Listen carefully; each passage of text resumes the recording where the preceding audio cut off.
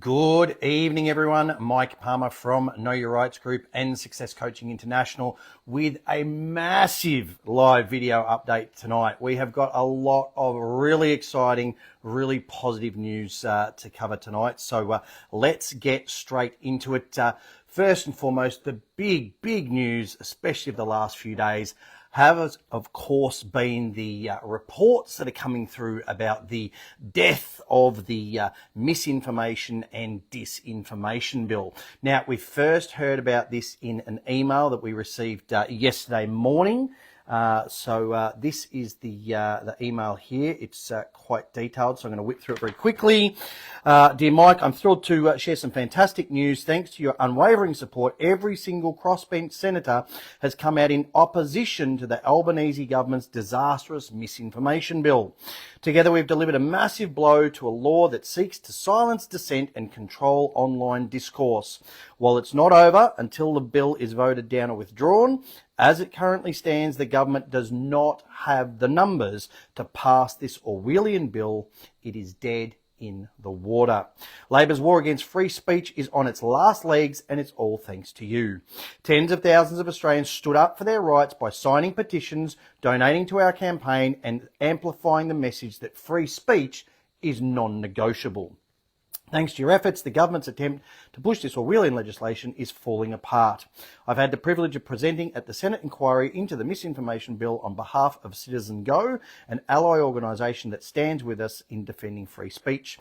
At the inquiry, I stood firm against government overreach and made the case for protecting free speech. I argued that the biggest peddlers of misinformation are government MPs, and isn't that the truth, and the administrative state. But the fight isn't over. The Albanese government is already pushing their next flawed proposal, the Social Media Age Verification Bill. While it's being marketed as a measure to protect children, this legislation is deeply flawed and will do far more harm than good. Instead of creating real protections, this bill introduces new privacy risks for all Australians. What we're doing next, the Australian Taxpayers Alliance is already gearing up for the next battle. Here's what's coming. Targeting the Age Verification Bill, we're mobilising our network to expose how this legislation is deeply flawed and must not be supported. Expanding public awareness, we'll continue to use bold tactics like outdoor media and targeted media campaigns to ensure Australians and the world understand the stakes. This is a pivotal moment in the fight for freedom. We've proven that when we stand together, we can make a difference. Where have we heard that before? Of course, right here on these video updates. Let's keep the momentum going and assure the Australian government knows that their attempts to silence dissent will not succeed. So really great email there, and that was certainly very exciting to receive that yesterday morning. Obviously, we did a little bit more research to find out whether that was backed up anywhere else, and thankfully it was. And again, don't shoot the messenger. I'm just letting you know that this has, in fact, come from the One Nation website, but it does coincide directly with that email as well and backs up what is being said there. So again, very positive news. So this is entitled One Nation Takes a Stand, Killing the Misinformation and Disinformation Bill. This afternoon in the Australian Senate, Senator Malcolm Roberts dropped a bombshell by moving a motion to finally kill the Misinformation and Disinformation Bill once and for all. Co-sponsored by Senator Pauline Hanson, this decisive move underscores One Nation's unwavering commitment to protecting free speech. On Monday morning, the battle lines will be drawn. The vote will reveal which senators stand for Australia and who sides with censorship. The Greens are flip-flopping and many senators haven't even declared their final decision. Don't be surprised if some Liberals vote with Labor, as suggested recently on an X post by Senator Roberts. Since Labor came to power, One Nation has been the only party consistently standing firm against their relentless assault on free speech. We've protested, rallied and led the charge across Australia to protect this fundamental right. In 2023, we hosted a free speech conference and released the Brisbane Declaration, a manifesto for preserving freedom of expression. Unlike Labor and the Liberals, One Nation doesn't just talk about free speech, we act on it. Senator Roberts' motion to kill this bill is yet another example of our dedication to the Australian people. But we're not stopping here. One Nation is taking our freedom agenda to the next federal election. We'll be asking Australians to help us secure more Senate seats so we can continue to block dangerous bills like this one and champion the rights of everyday Aussies. Oh, pardon me. When it comes to protecting free speech, One Nation is the only party Australians can trust. Labor and the Liberals, they've proven time and time again that they just don't care. Make no mistake, Monday's vote isn't just about a bill, it's about the future of free speech in Australia. One Nation will always stand with you in this fight. And there's the actual statement by Senator Malcolm Roberts saying that he's going to put a motion forward in Parliament to kill that bill once and for all.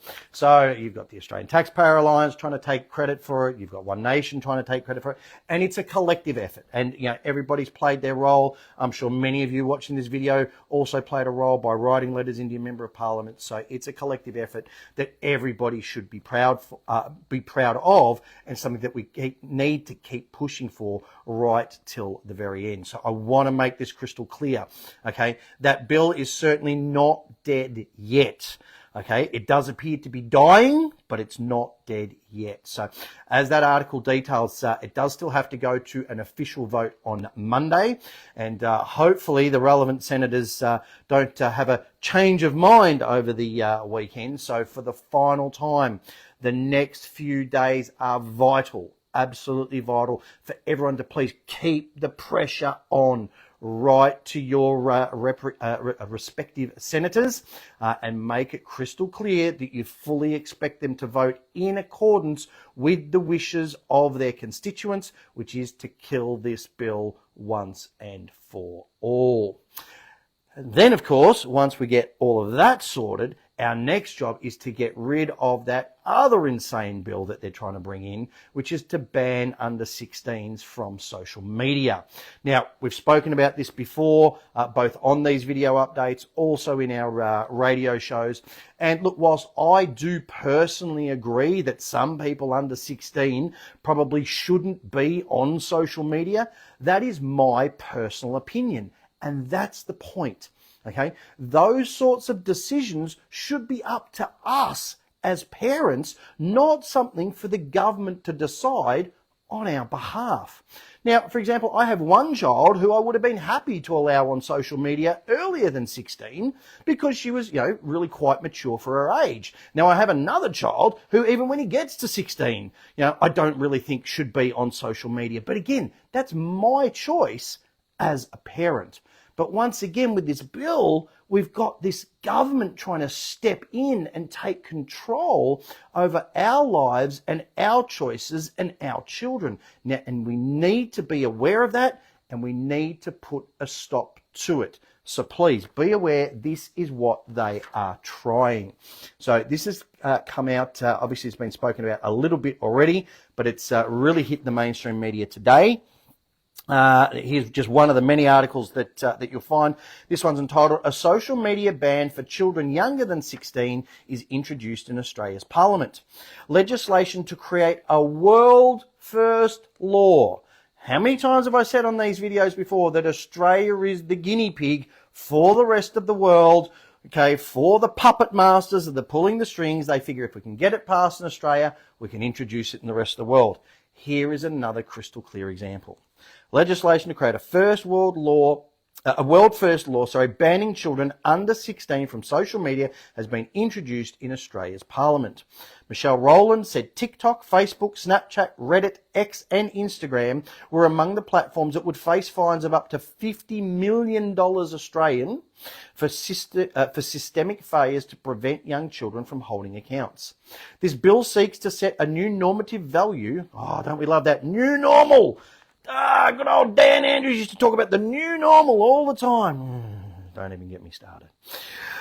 Bill seeks to set a new normative value in society that accessing social media is not the defining feature of growing up in Australia, Rowland told Parliament. Well, maybe if we made our kids get out and kick balls around and play tennis and swim and do all the other multitude of things that we all do as Aussies, then accessing social media wouldn't be such a big part of their lives. We don't have to ban it completely, just give them other incentives, something we've spoken about on many videos before. We'll speak about, I'm sure, on the next one. There is wide acknowledgement that something must be done in the immediate term to help prevent young teens and children from being exposed to streams of content unfiltered and infinite, she added. You know, like the stuff that they see in movies and the stuff that they witness when they're playing all those violent games online and, you know, all that sort of stuff. Yeah, we've got to do something about that. Oh, no, they're not mentioning that, just social media. Why? Because social media is outside of their control. And, of course, this is all about control. The bill has wide political support. Of course it does, because it suits their agenda. After it becomes law, the platforms would have 1 year to work out how to implement the age restriction. For too many young Australians, social media can be harmful. So can movies, so can violent video games, so can the stuff they see going on around the streets, really. Almost 2/3 of 14 to 17-year-olds have viewed extremely harmful content online, including drug abuse, suicide, or self-harm, as well as violent material. The same stuff on TV shows, movies, games, etc. 1/4 have been exposed to content promoting unsafe eating habits, Roland said, because, yeah, you don't see that going on anywhere else at all, only social media. This is about protecting young people, not punishing or isolating them, and letting parents know that we're in their corner when it comes to supporting their children's health and well-being. No, you're not in parents' corner. You want to take over the role of parents. Why not stand back in the corner of the parents, let the parents take charge, and then support those decisions? That's what being in the parents' corner would actually look like. The government announced last week that a consortium led by British company Age Check Certification Scheme has been contracted to examine various technologies to estimate and verify ages. And there you have it, people. Okay? That is the key problem. It's that age verification that is the elephant in the room here, because the only true way to guarantee someone's age, and whether they're 14, 15, 16, 17, whatever it is of course through some form of digital ID. And that is ultimately what that legislation is really all about. Getting young people signing up for some form of digital ID, getting them locked into the system, okay, and giving up their privacy as early as possible. That's what it's truly about. Nothing more. They don't really care about the kids at all. If they did, they might start looking for the hundreds of thousands and millions that go missing around the world each and every year. If they really cared about the kids. Just saying. Again, this is why we all need to write to our members of parliament and make it clear that their role is not to act as our children's parents, okay? That is our role. So leave it up to us to do so and stop trying to bring in new legislation that overrides our parental rights. Now, speaking of privacy and freedom, the Privacy Commissioner actually handed down a very damning ruling against Bunnings' use of facial recognition technology this week. And that, of course, is another major blow to the powers that be complete control agenda. So if you missed that article, I urge you to go and look it up, because it is a landmark ruling. So this is entitled Bunnings Breach Privacy Laws by Using Facial Recognition on Customers, Commissioner Fines. Retail giant Bunnings has breached privacy laws by using facial recognition technology on its customers, according to a landmark finding by the Privacy Commissioner. The decision on Tuesday is the result of a 2-year investigation by the regulator. Individuals who entered the relevant Bunnings stores at the time would not have been aware that facial recognition technology was in use, and especially that their sensitive information was being collected, even if briefly, Australian Privacy Commissioner Carly Kind said. The case is expected to have major implications for how Australian businesses use the technology in future. Facial recognition technology and the surveillance it enables has emerged as one of the most ethically challenging new technologies Commissioner Kyne said. The Privacy Commissioner found Bunnings interfered with the privacy of hundreds of thousands of customers across 63 of its New South Wales and Victorian stores between November 6, 2018 and November 30, 2021. The regulator said Bunnings did not gain proper consent to use the technology on them. Bunnings is seeking a review of the Commissioner's decision, saying it was deeply disappointed with the determination. Of course it is, because being the big corporate conglomerate that they are, they didn't get their way. Oh, boo-hoo. Anyway, the article goes on and says the company has been ordered not to repeat the practice in the future and destroy the personal and sensitive information that was collected within a year. Bunnings will have to publish a statement on its website within 30 days explaining what it did wrong, how it was using the technology, and provide advice to customers on how to make a complaint. Now, should you be one of those affected customers, I urge you to absolutely follow that process and do indeed make a complaint. Let Bunnings know that they and no other big corporate entity is above the law. This decision should serve as a reminder to all organisations to proactively consider how the use of technology might impact privacy. The Privacy Commissioner gave consideration to the security benefits, but ultimately decided it didn't justify the invasion of privacy. Just because a technology may be helpful or convenient does not mean its use is justifiable, she said. That sounds vaguely familiar to me. Just because something's got some benefits doesn't mean it's justifiable. Where have I heard that? It does sound vaguely reminiscent of lockdowns, mandatory masks, vaccination, things like that, doesn't it? And of course, let's not forget that Bunnings was obviously used as a tool by the elite during the whole COVID pandemic, okay, to normalise things like QR codes, face nappies, only going in this door and out that door. The initial pushes, of course, towards cash being used less. Bunnings was used to further all of those agendas. And now they've been called out on it, which is fantastic. Now, speaking of cash, the other really significant news of this week was the fact that the Treasurer actually came out and publicly stated that the government would be mandating cash, at least for essential items. So again, this is really, really positive news. And this is the article, which again, I urge everyone to go and read. It is entitled, Businesses Will Have to Accept Cash for Essentials Under Government Plan. The Albanese government, anxious to prevent a dash from cash by businesses, says it will mandate that they must accept it for essential items. Treasurer Jim Chalmers and Assistant Treasurer Stephen Jones outlined the move in a statement and are also releasing a plan to make the phasing out of cheques as orderly as possible.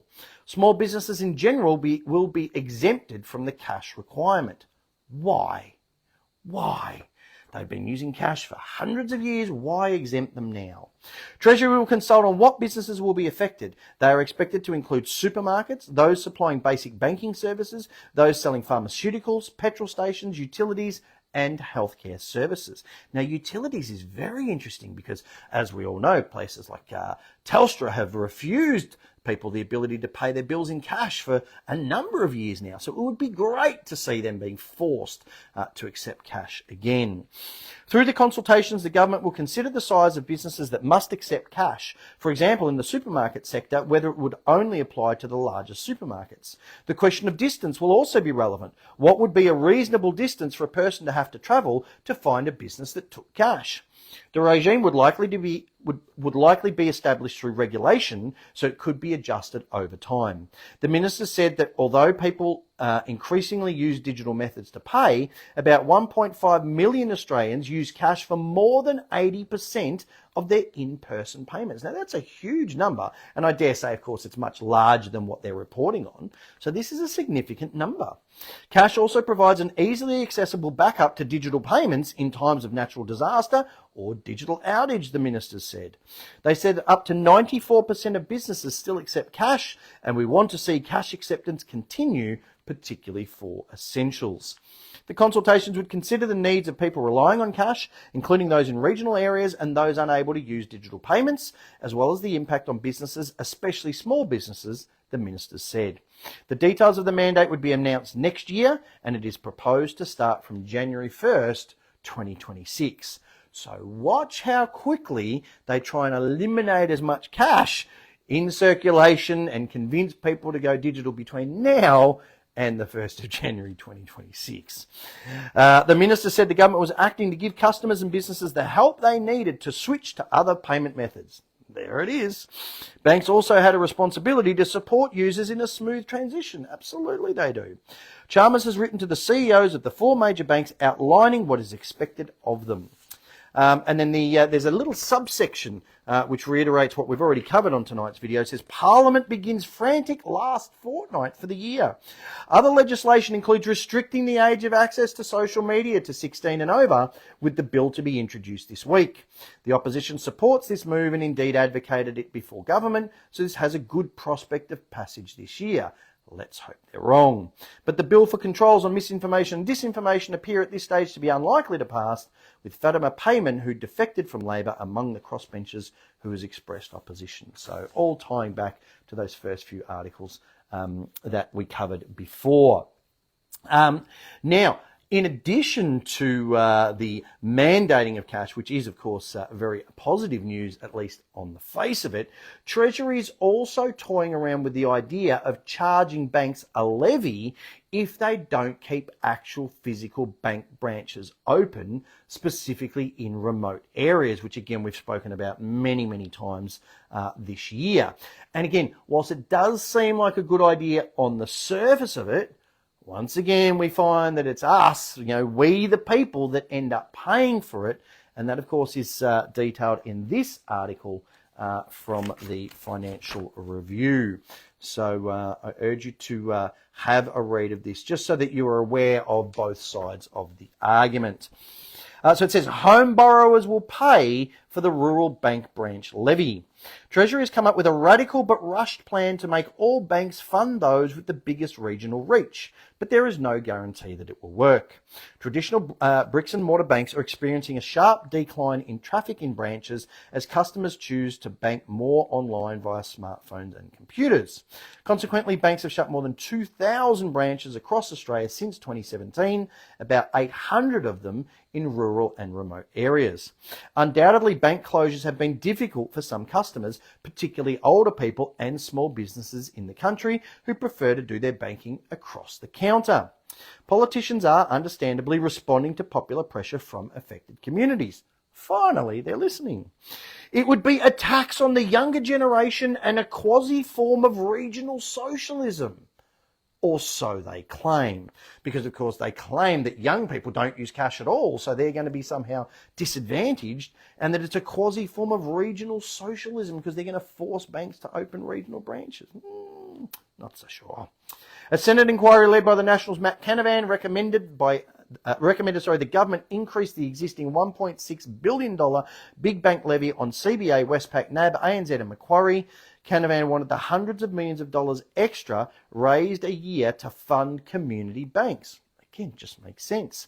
The Canavan Committee also called for the government to investigate if Australia could create a publicly owned rural bank based on Kiwi Bank in New Zealand, possibly using the network of Australia Post. Good to see people thinking outside the square. Treasury has come up with 2 alternate proposals, though. The first is legislating a code, because we all know what codes mean. The same as rules. Absolutely nothing. First is legislating a code for branch closures, including guaranteeing that banks consult the community. Yes, we've consulted the community and we've decided to go ahead and do what we want anyway. What is it going to achieve, really, honestly? This would give more statutory teeth to the Australian Banking Association's voluntary branch closure support protocol, which came into force in July 2023. Have they stopped closing branches? No. They're still closing them. So has this got any real teeth at all, as they claim? No, none whatsoever.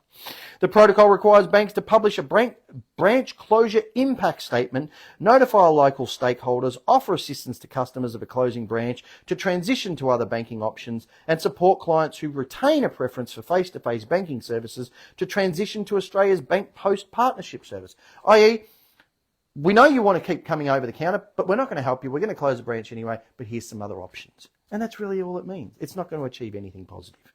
The second, more radical proposal is to introduce a community service obligation via a levy on all banks. The money raised would be redistributed to banks with a larger branch and ATM network in the regions relative to their household deposits. Banks with a lighter physical presence relative to their household deposits would pay into the fund. Under a preliminary formula suggested by Treasury, Westpac would pay a levy of more than $100 million. Oh, sucks to be you, Westpac. Karma. CBA, $75 million a year. Macquarie, $75 million, who of course have gone completely digital, as we know. Again, karma really sucks, doesn't it? ING, $60 million, ANZ, $20 million, and HSBC, $20 million, according to sources familiar with the Treasury formula shared with industry participants. Bendigo and Adelaide Bank would be the big winner. Well, after they decide they want to charge their customers for over-the-counter transactions, I don't think they should be winning anything personally. Theoretically receiving about $200 million from the annual pool. Bizarrely, NAB could gain $75 million due to its farming bank business presence in the regions. Well, good on NAB for keeping some branches open in the regional areas. Other banks would cross-subsidise their commercial banking operations in the bush.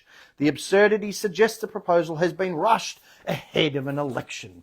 I mean, come on, what are they suggesting? That politicians would, rush something through that sounds good just before an election only to not end up keeping those promises once they've been elected in? I mean, surely not. That wouldn't happen. Yeah, not in Australia.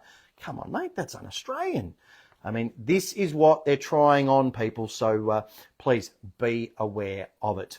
Now, it is important to note that Jason Bryce broke this news via his email, which he sends out to everyone who has subscribed to his petition, and that, of course, is the petition to legislate a formal cash and banking guarantee in this country.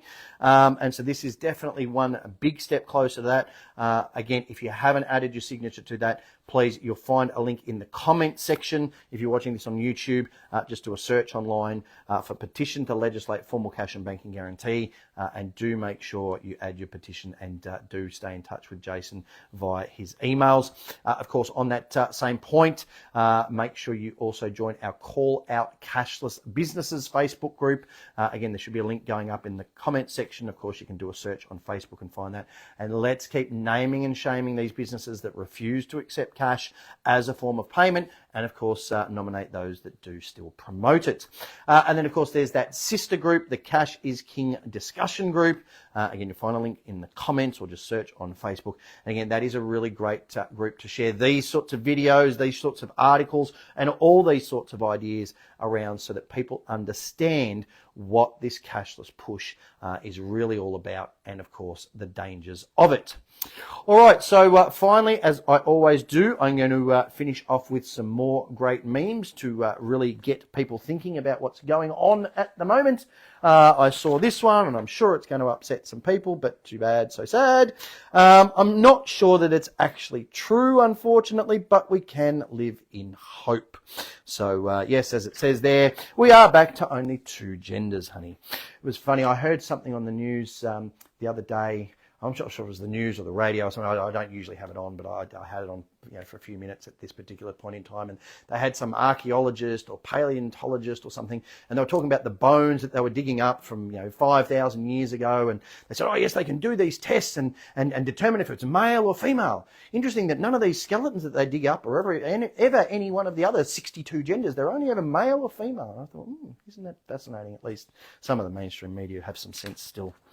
Yes, I think a lot of you can probably relate to this. Dear government, okay, please save us from the problems that you created. Amen. And let's not create any more ones. Let's get rid of these ridiculous misinformation, disinformation bills. Let's get rid of these bills to ban under 16s from social media and anything else that you want to try and do that actually end up causing more problems than they actually solve. Now, again, this is very crystal clear information for anyone who still doesn't understand the overall agenda with this cashless society, because this is the next step. As it says there, it's simple. I chip all of you, make society cashless, and put all the money on the chip. Then you'll do exactly as you're told, or we turn off the chip and you don't eat. That's their overall agenda, complete and utter control. Don't let it happen. Stop it at the first step, which is, of course, that push towards the cashless society. And I'm going to finish off with this one, which I thought was really good and certainly resonates well with me, and I hope you like it too. It is time to change things up. So, as it says, sugar and spice and everything nice is so yesterday. Instead, be salty, defiant, and extremely non-compliant. Okay, that is what we need people to be doing now. So I will leave you with those. Now, just before I finish off tonight, very quickly, due to a lot of the feedback that we received from a number of members, I am very excited to announce a brand new product tonight, which is, of course, one we've spoken about a little bit before. Okay, and this is just a mock-up. It's not the final version, but it is our affidavit and submissions CD. So that's a little mock-up. It is available for pre-order now, and I'm going to tell you everything that it's got on it because it is it's really amazing. It's going to cover everything that you need to know about stat decks, affidavits, and outlines of submissions. It covers a full 1 hour video. In fact, I think it's about an hour and a quarter, and that's the actual video from our recent boot camp, which people paid over $1,000 to actually come and attend. Plus, we're also going to include the actual PowerPoint presentation that covers that topic so you can actually follow along with the video. The CD includes 6 affidavits with a total of over 31 pages. It includes the affidavit for the notice for discovery strikeout application, dealing with all manner of unpaid fines, handling the ATO. It also gives you a sample affidavit of service if you've never done one of those. And it also goes through the detailed affidavit that we go through in the video that can be adapted to any sorts of traffic fines. Now, we also include 4 really detailed outlines of submissions. There's over 70 pages in total.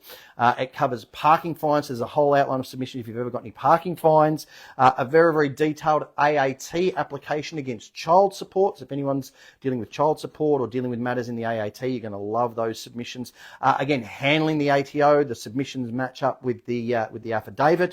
And again, the extremely comprehensive submissions that we go through on that aforementioned video that can be adapted to suit any kind of traffic fine. So if you've ever struggled to write your own affidavit or outline of submissions, if you've ever been confused about what points should go in what documents, if you've ever wanted to know how to create a rock solid paper trail that can't be challenged, then that is the disc for you.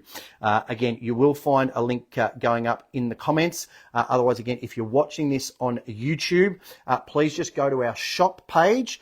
You'll find there's 4 pages. Go to the very last shop page and you'll find that it's available for pre-order. Now, it's only available for 1 week. We're going to have all the CDs finalized and they will be shipped next week. So we are doing a 1 week pre-order sale. I mean, if you got a lawyer or someone to draw you up, they're going to charge you hundreds and hundreds and hundreds of dollars. We've got this on pre-order sale for $49.95 with all of those. It's over 100 pages of documents plus the video plus the PowerPoint. If you've ever wanted to know how to do an affidavit properly, how to do outlines of submissions, and of course these are all provided in Word format, so you can just cut and paste and use any of the sections that might be relevant to you.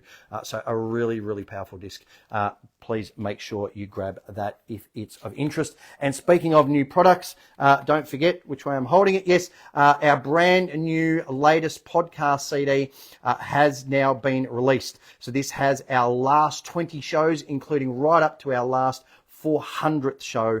So it's the 381 to 400 shows. So if you've been collecting our podcast CDs and you want to add to your collection, you'll find that on the podcast CD page. And again, there should be a link going up in the comments. Otherwise, of course, you'll find that on our shop page as well. So I'm going to leave things there. As always, I do urge you to make use of all of the various resources that are available to you to please get informed, get fired up, and get proactive. These kinds of results that I've been speaking about tonight are all the result of people power. People being proactive, filling out submissions, filling out petitions, writing letters to their members of parliament. These things work if enough people do them. So please keep doing them. Okay, as always, these videos which explain all these things are completely free to watch. You'll find them on our YouTube channel, our BitChute channel, and the videos tab on our Facebook page. Of course, our radio show is completely free to listen to on a Tuesday night between 8 and 10 p.m. Again, you should find a link going up in the comment section. Just click on the big black listen live button. We do, of course, have another live video coming up this coming Tuesday with lots of information. It's a 2-hour show, completely uncensored. So do make sure you tune in for that radio show on Tuesday. Of course, if you want to go above and beyond that, we do, of course, recommend our book, The Essential Step-by-Step Manual for Understanding and Exercising Your Rights. That Aussie Speeding Fines book, which people have been using for over 17 years now to challenge all manner of unjust and unlawful fines. And, of course, the Bank Secrets Revealed book, which shows you how to challenge these unsecured loans, that's your personal loans, your credit cards, things like that, with their tried, tested and proven 4-step process. So again, you can get these individually. There's links in the description and in the comments. You can get them all together as part of the combo pack. We do, of course, have our tote bag included as a bonus, no extra charge. Now we are warming up, especially in the southern states. Melbourne's in for some very, very hot weather this weekend. So please protect your heads. Grab one of our caps. Not only does it protect your head, people see the logo, they come up, they have a chat. It is a really great way, honestly, to meet like-minded people. So do grab that. And of course, don't forget our home study course. We have completed our live events for this year, but if you do want a complete recording of one of those 2.5-day events with all the workbooks that are custom made, so you can write notes next to every single presentation, you'll find that there. It is a great resource that you'll come back to again and again and again over the years as you learn more about this process. So you will find that. Of course, don't forget Christmas is coming up. So if you want a gift for someone that's going to be a little bit different, something that's really going to be appreciated, something that's actually going to be used, consider things like our books or our home study courses. As always, there's links in the description. So I'm going to leave things there. I hope you all have a fantastic weekend. We are back on Tuesday night for our radio show, and of course back next Thursday night for our next video. Until then, take care.